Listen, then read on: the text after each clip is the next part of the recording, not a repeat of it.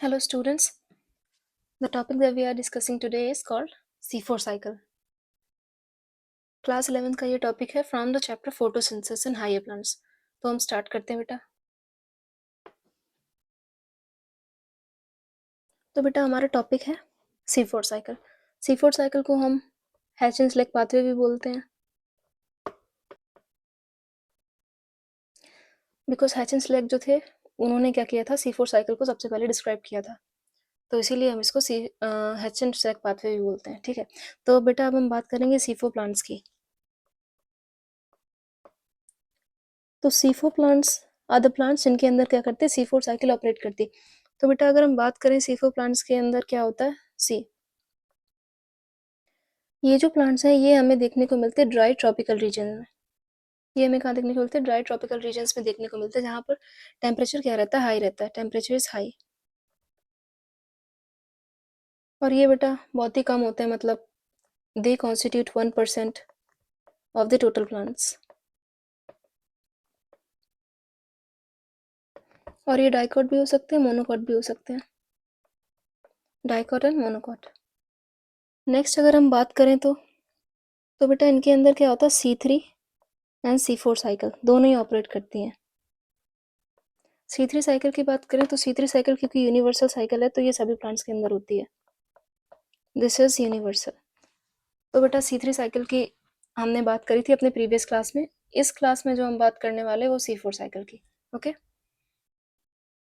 So next हम देखेंगे, अगर एग्जांपल की बात करें C4 प्लांट्स के एग्जांपल की, तो example is maize, that is maize, amaranthus, sugar cane and sorghum. Next बेटा हम बात करते हैं कैरेक्टरिस्टिक्स की। तो अगर हम कैरेक्टरिस्टिक्स की बात करें कि C4 प्लांट्स की कैरेक्टरिस्टिक्स क्या हैं, तो क्योंकि हमने देखा यहाँ पर C3 C4 साइकिल दोनों ही चलती है, तो इसमें C3 प्लांट से क्या कुछ चीज़ें अलग हैं, तो हम यहाँ पर वो देखते हैं। सबसे पहली चीज़ बेटा कि ये हाई टेम्परेचर को टॉलरेट कर लेते हैं, दे tolerate high temperature. High salinity condition में भी ये सर्वाइव कर लेते हैं, हाई सैलिनिटी कंडीशन में भी ये सर्वाइव कर लेते हैं। ऑलराइट,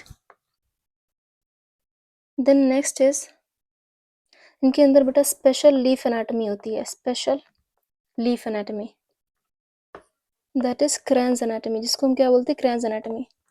इसकी हम आगे बात करेंगे अभी। इसके अलावा अगर बेटा हम बात करें तो इनकी क्या होती है, प्रोडक्टिविटी बहुत हाई होती है, they have high productivity.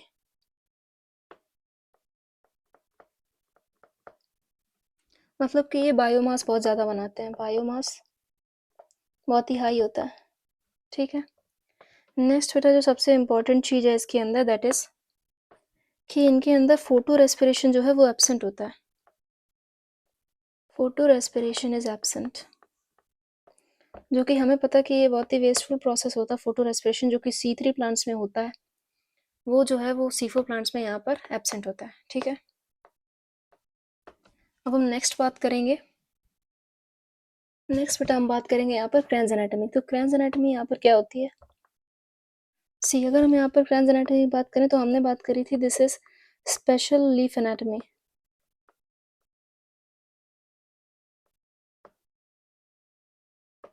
Special leaf anatomy जो कि प्रेजेंट होती है C4 प्लांट्स के अंदर। ठीक है, तो बेटा अगर हम बात करें क्रैन्स, तो क्रैन्स का मतलब क्या होता है, kranz means wreath like arrangement of cells.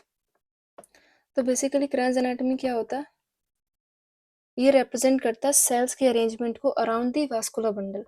तो अगर मैं आपको ये डायग्राम दिखाऊं तो ये क्या है, ये हमारे पास में रीत का डायग्राम है, मतलब कि ये कॉन्सेंट्रिक रिंग्स, ये अगर हम देख पाए तो ये कॉन्सेंट्रिक रिंग बना रहा है ऐसे।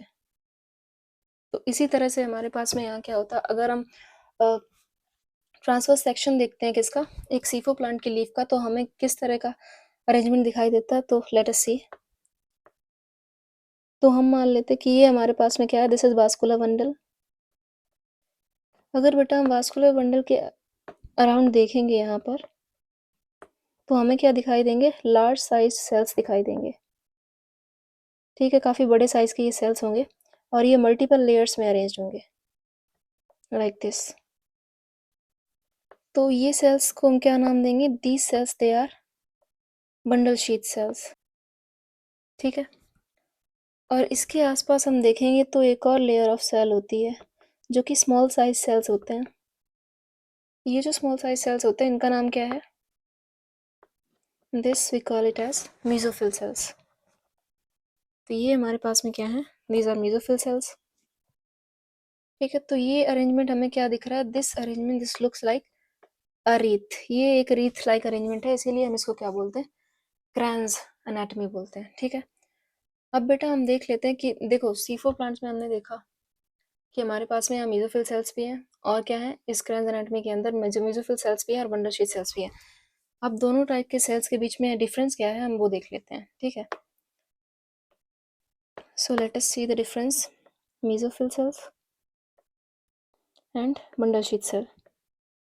तो बेटा अगर हम पहले यहाँ पर बात करें फर्स्ट, यहाँ पर क्या होता है कि मेसोफिल सेल जो है ये स्मॉल साइज सेल्स हैं, these are small in size, और इनकी जो वॉल होती है they have thin walls, so they have thin walls. जबकि हम अगर यहाँ पर बात करेंगे बंडल शीथ सेल्स की, तो यहाँ पर क्या होता है, हमने देखा है कि यहाँ पर लार्ज साइज सेल होते हैं, these are large sized, and इनकी वॉल्स जो होती हैं वो बहुत ही थिक वॉल्स होती हैं, क्यूटिकल लगा होता है इनके वॉल्स पर, तो दे हैव थिक वॉल्स। उसके अलावा अगर हम यहाँ पर बेटा बात करें तो यहाँ पर क्योंकि थिन वॉल्स थी मेसोफिल सेल्स के पास में, तो यहाँ पर क्या होता है, ये परवियस होती हैं थोड़ी सी, मतलब कि ये परमिएबल होती हैं, गैसियस एक्सचेंज को अलाउ करती हैं। जबकि हम यहाँ पर देखें तो ये कैसी होती है, these walls are they are impervious, they do not allow gaseous exchange, they do not allow gaseous exchange। Third बेटा अगर हम यहाँ पर देखें तो इनके पास जो क्लोरोप्लास्ट होते हैं वो कम होते हैं as compare to bundle sheath cell, तो यहाँ पर क्लोरोप्लास्ट कम होते हैं। उसके अलावा यहाँ पर क्लोरोप्लास्ट जो होते हैं इनमें अगर हम क्लोरोप्लास्ट का स्ट्रक्चर देखें, let us see for example, अगर मैंने ये क्या बनाया, ये क्लोरोप्लास्ट बनाया, तो यहाँ पर अगर हम देखेंगे कि थाइलाकोइड किस तरह से अरेंज है, तो थाइलाकोइड यहाँ पर ग्रुप बनाते, स्टेक्स बनाते, जिसको हम लोग क्या बोल देते हैं, जिसको हम लोग बोलते हैं ग्रेना, ऑलराइट। जबकि अगर हम यहाँ पर देखें, इसमें अगर हम क्लोरोप्लास्ट देखेंगे तो यहाँ पर क्लोरोप्लास्ट क्या होते हैं, मैनी, बहुत सारे क्लोरोप्लास्ट होते हैं यहाँ पर। उसके अलावा अगर हम क्लोरोप्लास्ट का स्ट्रक्चर देखेंगे तो यहाँ पर क्या होता है हमारे पास में, यहाँ पर अगर हम थाइलाकोइड को देखेंगे तो थाइलाकोइड क्या है, ग्रुप नहीं बना रहे, ये ऐसे ही स्कैटर्ड से पड़े हुए हैं स्ट्रोमा के अंदर, ठीक है। तो इस अरेंजमेंट की अगर हम बात करें, जो अरेंजमेंट हमें यहाँ पर देखने को मिल रहा है मेसोफिल के अंदर, इसको हम बोलेंगे ग्रेनल क्लोरोप्लास्ट। यहाँ पर कैसा क्लोरोप्लास्ट है, ग्रेनल क्लोरोप्लास्ट है। जबकि यहाँ पर देखें तो यहाँ पर कैसा है बेटा, ए ग्रेनल क्लोरोप्लास्ट है, ठीक है। दूसरा हम बात करें, अगर हम बात करते फोर्थ, तो बेटा यहाँ पर हमें क्या देखने को मिलता है कि यहाँ पर हमारे पास में मेसोफिल सेल के अंदर रिविस्को एंजाइम जो होता है वो एब्सेंट होता है। जबकि अगर आपको याद हो कि हमने जब प्रीवियस क्लास में C3 साइकिल पढ़ा था, वहाँ पर क्या होता था, हमारे पास मेसोफिल सेल था, उसके अंदर क्लोरोप्लास्ट था और स्ट्रोमा के अंदर रुबिस्को एंजाइम प्रेजेंट होता था, ठीक है। लेकिन यहाँ क्या है, यहाँ रुबिस्को इज एब्सेंट। वहीं अगर हम फिफ्थ पॉइंट की बात करेंगे तो यहाँ पर जो एंजाइम प्रेजेंट होता है मेसोफिल सेल के अंदर, साइटोप्लाज्म के अंदर प्रेजेंट होता है, वो एंजाइम कौन सा होता है यहाँ पर, that is going to be PEPcase. PEPcase नाम का एंजाइम बेटा यहाँ पर जो होता है वो प्रेजेंट होता है, ठीक है, पेप्केज।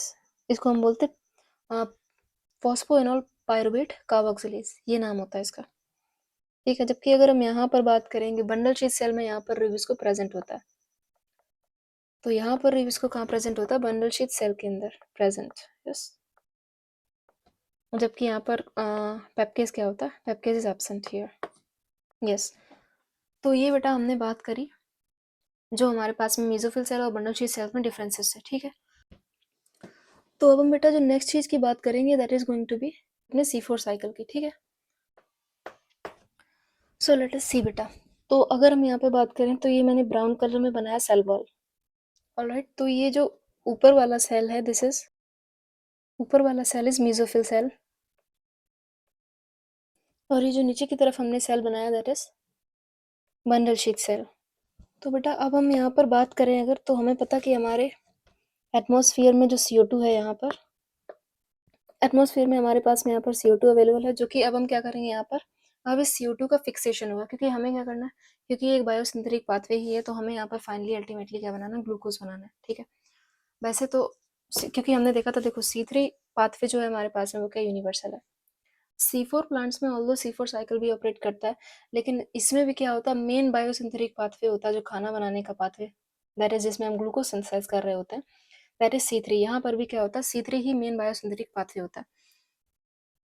तो हमें क्योंकि ग्लूकोज बनाना है, तो हमें क्या करना पड़ेगा, पहले CO2 का फिक्सेशन करना पड़ेगा। तो CO2 का फिक्सेशन हम करेंगे, तो सबसे पहले यहाँ पर जो इसका प्राइमरी एक्सेप्टर होगा CO2 का, that is going to be a 3 carbon compound, जिसको हम बोलेंगे पेप। यहाँ पर जो पेप है दैट इज 3 कार्बन कंपाउंड, ये क्या करेगा, सबसे पहले यहाँ पर CO2 एक्सेप्ट कर रहा होगा। जब ये CO2 एक्सेप्ट करेगा तो हमारे पास में जो फर्स्ट स्टेबल प्रोडक्ट देखने को मिलेगा that is a 4 carbon compound, जिसको हम बोल रहे हैं ऑक्सैलोएसिटिक एसिड। ठीक है बेटा, तो पेप हमारे पास में क्या है यहाँ पर, पेप इज फॉस्फोएनोल पायरुवेट, जो कि हमने ग्लाइकोलिसिस में भी देखा था, and this oxaloacetic acid OAA is oxaloacetic acid. यहाँ पर जिस एंजाइम ने इस कन्वर्जन को मीडिएट किया है दैट एंजाइम इज पेपकेज। ठीक है, तो यहाँ पर जो एंजाइम है that is going to be PEPcase. अब हम आगे बढ़ेंगे बेटा, तो आगे हम देखेंगे ये ऑक्सैलोएसिटिक अब दूसरे 4 कार्बन के ही एसिड में कन्वर्ट होगा, जो कि क्या हो सकता है हमारे पास है, मैलिक या फिर एस्पार्टिक एसिड। ये किस में कन्वर्ट हो जाएगा, मैलिक या फिर एस्पार्टिक एसिड में कन्वर्ट हो जाएगा, जो कि क्या है 4 कार्बन एसिड ही है। ये सारा कुछ हमें बेटा कहाँ देखने को मिल रहा है, मेसोफिल सेल के अंदर। अब क्या होगा, अब हम इस चीज़ को ट्रांसपोर्ट करेंगे कहाँ, बंडल शीथ सेल में। तो ट्रांसपोर्ट करने के लिए मैं आपको दिखाऊं, देखो यहाँ पर हमारे पास में क्या होते हैं, प्लाज्मोडेस्माटा होते हैं।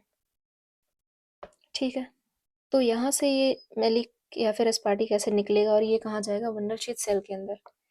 जब ये बंडल शीथ सेल के अंदर पहुंचेगा तो हमारे पास में क्या होगा, यहाँ पर डीकार्बोक्सिलेशन। ठीक है, तो बेटा हमारे पास में यहाँ पर 3 स्टेप होते टोटल। पहला तो हमने देख लिया, जो कि हमारे पास में क्या था यहाँ पर, बेटा ये जो हमारे पास में है, ये जो था ये फर्स्ट स्टेप था, जो कि क्या था, कार्बोक्सिलेशन। यहाँ पर हमारे पास में CO2 का फिक्सेशन हुआ था। तो ठीक है, तो हम इस स्टेप को क्या लिखेंगे, यहाँ पर फर्स्ट स्टेप को हम लिख रहे हैं यहाँ पर कार्बोक्सिलेशन। यहीं पर जब हमने सेकेंड स्टेप देखा, तो सेकेंड स्टेप में हमारे पास में ये CO2 निकल रही किसके, एस्पार्टिक एसिड के अंदर से। यहाँ पर क्या हो रहा है, CO2 निकल रही है इससे। तो इस सेकेंड स्टेप को हम क्या बोल देंगे, decarboxylation. This is known as decarboxylation. ठीक है बेटा, तो यहाँ से डीकार्बोक्सिलेशन जब हुआ, तो हम क्या देख पा रहे हैं कि यहाँ से मैलिक एसिड के अंदर से या फिर एस्पार्टिक एसिड जो भी है, उसके अंदर से एक CO2 निकला, तो हमारे पास में यहाँ पर क्या बचेगा, 3 CO2 बचेंगे, 3 कार्बन बचेंगे। एक CO2 निकल गया तो क्या बचे, 3 कार्बन बचे। 3 कार्बन से हमारे पास में जो एसिड यहाँ पर बनता है that is going to be pyruvic acid. तो यहाँ 4 कार्बन एसिड में से क्या हुआ, एक CO2 निकल गया यहाँ पर, तो हमारे पास में 3 कार्बन बचे, जिससे क्या हुआ, हमारे पास में यहाँ पर पायरुविक एसिड बनता है। ठीक है, अब यहाँ पर क्या होगा बेटा, अब ये जो CO2 हमने यहाँ पर निकाला ये जो CO2 यहाँ पर निकल गया बंडल शीथ सेल के अंदर, इस CO2 से अब क्या होगा, इसका सेकेंडरी फिक्सेशन होगा बेटा। सेकेंडरी फिक्सेशन मतलब कि यहाँ पर C3 साइकिल चलने वाली है दोबारा से। इस CO2 से C3 साइकिल चलेगी, जो कि हमने देखा ही था। C3 साइकिल हमने प्रीवियस क्लास में अपने इसको समझा था, जहाँ पर हमने देखा था कि इसमें क्या होता है, यहाँ पर रुबिस्को एंजाइम इस प्रोसेस को मीडिएट करता है। ठीक है, तो यहाँ पर कौन सा एंजाइम लगता है, अगर हम यहाँ पर एंजाइम की बात करें, तो यहाँ पर जो एंजाइम यूज होता है दैट इज रुबिस्को। अब क्योंकि बेटा हमने ये साइकिल पहले डिस्कस कर ली, तो हम यहाँ पर इसके बारे में ज़्यादा डिस्कशन नहीं करेंगे। अगर आपको समझना है तो आप वो वीडियो देख सकते हैं। ठीक है, तो बेटा अब हम यहाँ से जब आगे बढ़ेंगे, अब ये पायरुविक एसिड से क्या होगा, देखो 2 स्टेप हो चुके, कार्बोक्सिलेशन, डीकार्बोक्सिलेशन। अब थर्ड स्टेप जो होगा that is going to be regeneration, यानी कि ये पायरुविक एसिड अब वापस से ट्रांसपोर्ट हो जाएगा कहाँ पर, मेसोफिल सेल के अंदर। मेसोफिल सेल के अंदर अगर हम देखें तो हमारा पायरुविक एसिड अब यहाँ पर आ चुका बेटा। सी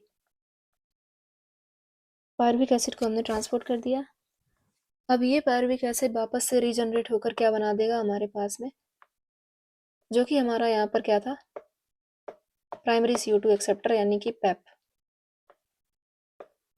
अब यहाँ से पायरुविक एसिड हमारा वापस से क्या कर देगा, रीजनरेशन ऑफ पैप कर देगा। अब यहाँ पर बेटा अगर हम बात करें तो यहाँ पर एक इम्पॉर्टेंट स्टेप है, यहाँ पर क्या होगा, 2 ATP का खर्चा होगा, मतलब कि यहाँ पर 2 ATP टूटेंगे और क्या बनाएंगे, 2 ADP प्लस इनऑर्गेनिक फॉस्फेट, ठीक है, बनेगा। यानी कि यहाँ पर 2 ATP का खर्चा आया पूरे, अगर हम देखें यहाँ पर, ठीक है। तो ये हमारी क्या थी, पूरी C4 साइकिल थी, ठीक। तो इस स्टेप को हम क्या बोलते हैं, इस स्टेप को हमने थर्ड स्टेप को बोला रीजनरेशन। रीजनरेशन में हमारे पास 2 ATP का खर्चा हुआ है। अगर बेटा रीजनरेशन की बात करें तो इस रीजनरेशन में जो एंजाइम इस प्रोसेस को मीडिएट करता है that is known as pyruvate dikinase. अगर हम बात करें तो ये एंजाइम बेटा थोड़ा सा, ये क्या होता है, ये कोल्ड सेंसिटिव एंजाइम है,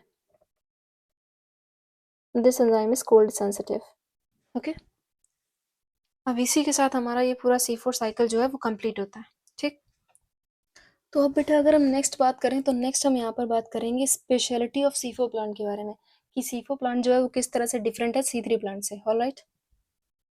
सो स्पेशलिटी ऑफ C4 प्लांट्स, तो बेटा इनकी स्पेशलिटी ये है कि ये क्या कर सकते हैं, they can tolerate CO2 stress. क्यों बेटा, क्योंकि इनके पास क्या होता है, they have internal CO2 concentration mechanism. और ये कैसे होता है, बाय डीकार्बोक्सिलेशन। हमने देखा ही था बेटा कि यहाँ पर डीकार्बोक्सिलेशन के थ्रू हमारे पास में क्या होता था, हम CO2 अवेलेबल कराते थे यहाँ पर, दिस, ठीक है। एंड सेकेंड अगर हम बात करें तो यहाँ पर जो पेप्केज नाम का एंजाइम हमने देखा था, that enzyme is highly efficient. और इस एंजाइम की बेटा क्या होती है, अगर इस एंजाइम की बात करें तो उसकी हाई एफिनिटी होती है for CO2, this have high affinity for CO2 and ये बहुत अच्छे से काम कर सकता है लो CO2 कंसेंट्रेशन में भी, can work well in low CO2 concentration, ठीक है। अब बेटा हम इसकी बात कर लेते हैं, ये NCERT का डायग्राम है, यहाँ पर हमने देखे। So this is the NCERT diagram. अगर हम यहाँ पर देखेंगे बेटा तो हम लेट अस सी अगर हम यहाँ पर देखते हैं बेटा तो यहाँ पर ये पहला हमें मेसोफिल सेल दिखाया गया है, नेक्स्ट यहाँ पर मंडल शीथ सेल है, ठीक है। तो हम यहाँ पर देखेंगे, यहाँ पर ये एटमॉस्फेरिक CO2 जो थी हमारे पास में, इसका क्या होता है, फिक्सेशन होता है, प्राइमरी फिक्सेशन फॉस्फोएनोल पायरुवेट से ये जुड़ता है और क्या हो जाता है, इसका फिक्सेशन होता है एंड हमारे पास में पहला जो फर्स्ट स्टेबल प्रोडक्ट यहाँ पर बनता है दैट इज C4 एसिड, जो कि क्या होता है हमारे पास में, ऑक्सैलो एसिटिक एसिड होता है। फिर वो कन्वर्ट हो जाता है किसमें बेटा, फिर वो हमारे पास में कन्वर्ट हो जाता है एक दूसरे C4 एसिड में, जो कि क्या हो सकता है हमारे पास में, मैलिक एसिड या फिर एस्पार्टिक एसिड, ऑलराइट। उसके बाद उसका जो C4 एसिड बनता है उसका ट्रांसपोर्ट होता है, यहाँ पर ट्रांसपोर्ट होकर वो यहाँ पर जाता है। यहाँ पर क्या होता है, उसका डीकार्बोक्सिलेशन होता है, मतलब CO2 निकलेगी और CO2 यहाँ पर क्या करेगी, C3 साइकिल यानी कि कैल्विन साइकिल चलाएगी, जिससे क्या बनेगी हमारे पास में शुगर, ठीक है। यदि एक CO2 निकल गया तो यहाँ पर कार्बन बचेंगे, C3 एसिड बनेगा यहाँ पर, जो कि होगा पायरुविक एसिड, जो वापस से ट्रांसपोर्ट हो जाएगा कहाँ पर, मेसोफिल सेल के अंदर। और यहाँ पर तीसरा स्टेप चलेगा दैट इज रीजनरेशन। रीजनरेशन में दोबारा से हमारे पास में फॉस्फोएनोल पायरुवेट बन जाएगा, 2 ATP का खर्चा होगा यहाँ पर, ठीक है। एंड ये हमारे पास में क्या शो किया हुआ है, ये सेल वॉल है, this right here is cell wall show की गई है यहाँ पर, and this is what, this is plasma membrane, alright. Then हम बेटा आगे बढ़ेंगे और देखेंगे कुछ क्वेश्चन जो इससे बनते हैं, and this is also known as Hatch Slack pathway, हमें यहाँ पर दिख रहा है। अब हम देखेंगे इससे क्या क्या क्वेश्चन पूछे जा सकते हैं, ठीक है। बाकी हमारा साइकिल तो ये पूरा हो गया। तो बेटा क्वेश्चंस में हमसे जो भी पूछा जा सकता है वो हम यहाँ पर देख लेते हैं। हम एक C4 प्लांट की यहाँ पर बात करें तो C4 प्लांट में क्या होता है हमारे पास में, हमने देखा यहाँ पर क्या चलता है, C3 साइकिल भी चलता है, ठीक है, एंड यहाँ पर चलता है C4 साइकिल, ठीक।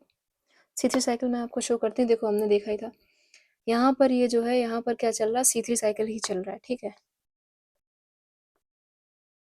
तो हमारे पास C4 प्लांट में हमने देखा C3 साइकिल भी चलती है एंड C4 साइकिल। अगर हम C3 साइकिल की बात करें तो बेटा हमें पता है यहाँ पर C3 साइकिल में क्या होता है, एटीपी हमारे पास में 2 एटीपी का खर्चा रिडक्शन में होता है, 1 रीजनरेशन, तो यहाँ पर टोटल 3 एटीपी का खर्चा होता है। ये हम देख रहे हैं बेटा पर CO2 मॉलिक्यूल, एक CO2 मॉलिक्यूल का खर्चा, ठीक है। तो यहाँ पर 3 एटीपी का खर्चा होता है। NADPH2 का देखें तो हमने देखा था कि NADPH2 में हमारे पास में क्या होता था, वहाँ पर रिडक्शन में 2 NADPH2 का खर्चा होता था, ठीक है, पर CO2 मॉलिक्यूल। इसी को अगर हम 6 CO2 मॉलिक्यूल यानी कि एक ग्लूकोज, 6 CO2 यानी कि एक ग्लूकोज मॉलिक्यूल के लिए अगर हम देखेंगे तो हम इसको क्या कर देंगे, एटीपी को 6 से मल्टीप्लाई कर देंगे तो हमारे पास में 18 एटीपी एंड NADPH2 का हम क्या करेंगे, यहाँ पर 2 NADPH2 का क्योंकि खर्चा था तो 6 कार्बन के लिए क्या हो जाएगा, 6 CO2 फिक्सेशन के लिए 12 NADPH2 का खर्चा होगा, ठीक है।